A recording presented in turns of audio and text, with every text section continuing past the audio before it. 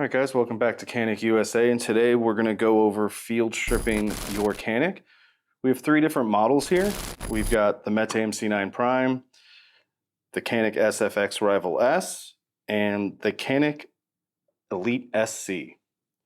So what you're going to do before you do any kind of maintenance on your guns, you're going to make sure they're unloaded and clear. Pretty simple to take them down. There's a release lever on each side of the gun.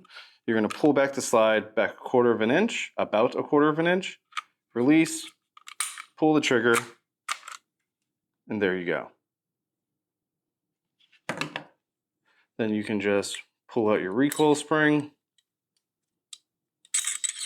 and remove your barrel. Perform any maintenance or cleaning you need. Then just simply reassemble it. You'll drop your barrel back in. Put your recoil spring back in. Make sure you seat it correctly on the lip.